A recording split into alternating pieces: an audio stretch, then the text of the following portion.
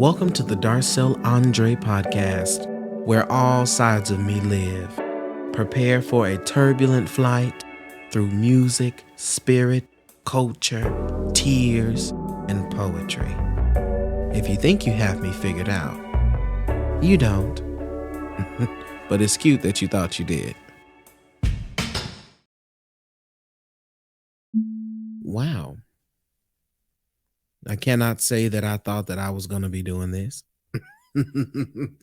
I can't say that, not even a little bit. But alas, we are here. I find that we are always haunted by the question of who am I, right? And if asked that, what would you say? First of all, I'd be like, why the hell you asked me such a complicated question like that and didn't give me no time to prepare? That's the first thing I'd say. But the second thing I would say is, let me first distinguish between who I am and what it is that I do. Because one thing that I've definitely discovered about myself is that I have a habit of being Captain Save a hoe. Honey, Captain Save a tribe, Captain Save a person, Captain Save a country, Captain Save a continent. Okay. And by proxy, I would say I'm a helper, I'm a healer, or I am whatever word that represents someone who is of service. But who would I be if there was no one to help?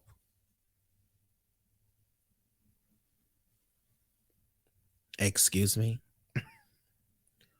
What do you mean?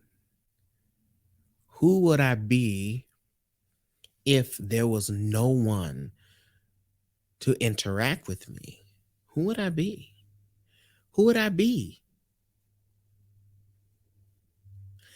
In order for me to answer that question, I think I have to really reach down to essence and maybe decipher. First of all, I'm talking about this like I already know. I don't. Let's just get clear there. I don't know. I don't know the appropriate way to answer this. But if I go down to essence, right, of who I am soul. I am vibrant energy. I am truth. I am reality. I am aggravating. I am intense. I am clear. And that is as far as I've gotten. And I think that's okay.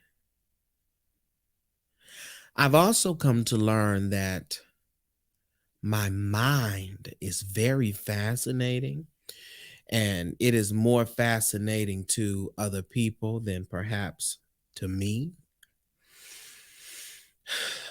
But I learn, and I have learned that since I want to be so much of service, it is about me and then it's not about me at the same time.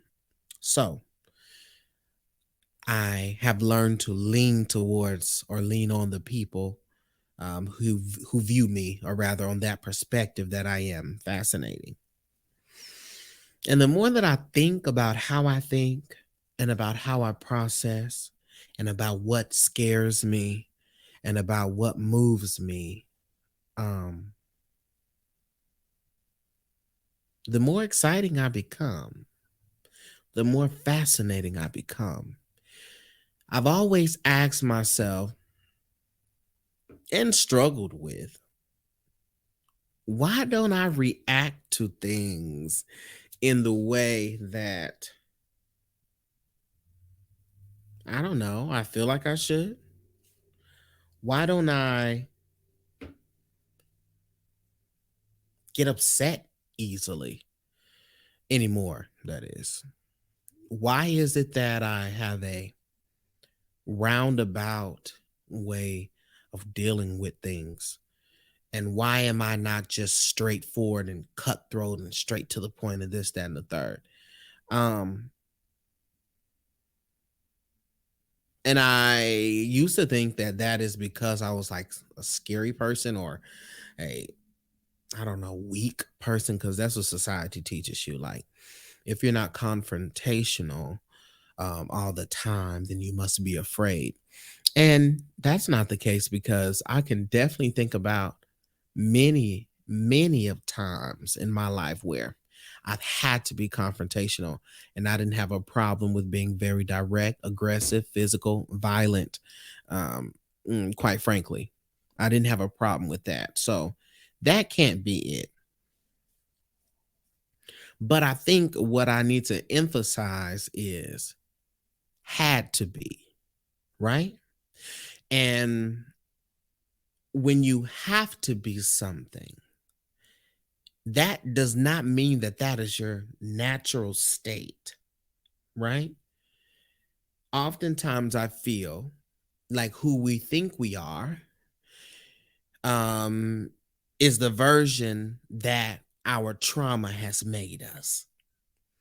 And I have been in the process of deconstructing the trauma self from the original actual self. And that is very tiring. That is something that is very difficult, because you are battling ego 24/7. You are fighting ego 24/7. You are uncovering, examining, questioning ego 24/7. And ego is the identity that we have constructed throughout our life, right? And so I'm like, this is who I am because this is how I was and how I've been. But if I go back to the event that made me realize or discover this feeling for the first time, that was not okay. It was a traumatic event. And from forth that trauma, did I develop this survival attack, this always over prepared for something to arise, always on the prowl for danger, for resistance, for oppression. And I said, I'm tired of that shit, y'all. I'm tired of that shit, because that will wear you that will wear you out. It just will. It just will wear you out. It just will. It doesn't have an opportunity to not wear you out, because it is in a constant state of doing. What do I need to do? Where do I need to go? Do this, then that, then what? Then after this and this and this. You're always doing. And if you're always doing, you always end up tired and used and drained. Always. And so I then sort of took a turn and I said, Darcell, how do you be? And as we know, the B is the feminine, right? That's the feminine energy. How do you be? I said, damn, I never really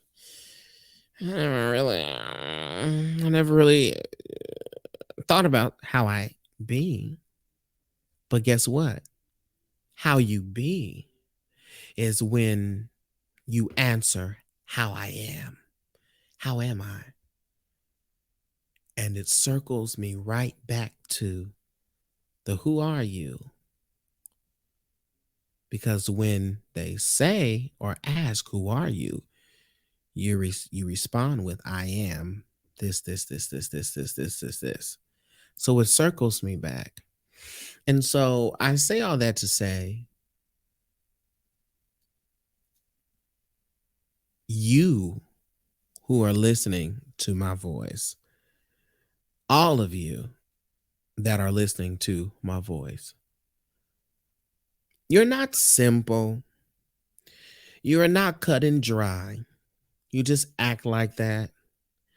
Everybody that lives a life is layered, stacked with all different types of colors and textures and pigments and temperatures and thoughts and laughs and insiders and dreams and destinies.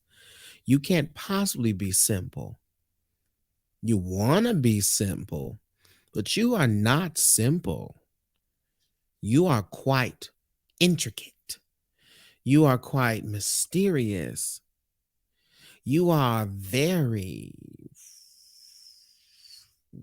cosmic, godlike.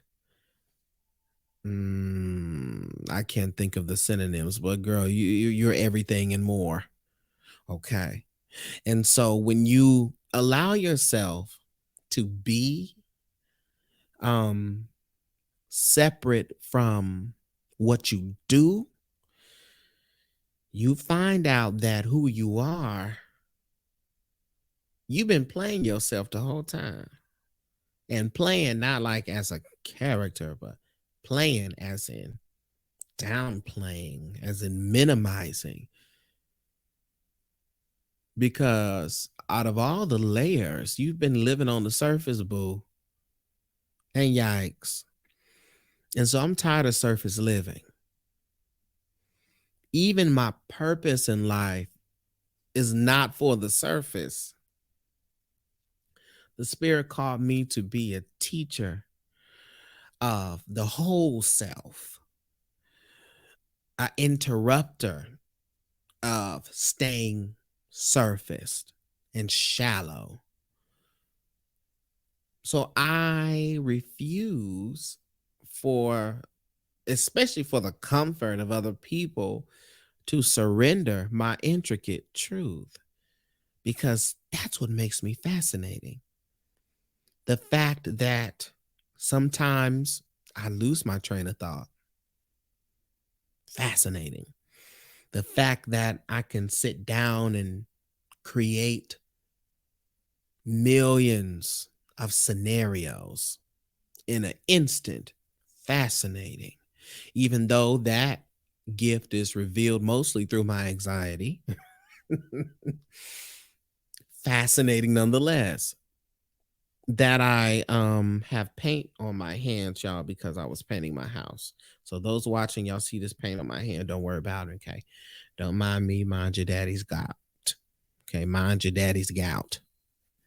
Mind that. Fascinating. So accept that you're fascinating, y'all. Accept that you're fascinating and live um fantastically. Live with a level of complexity.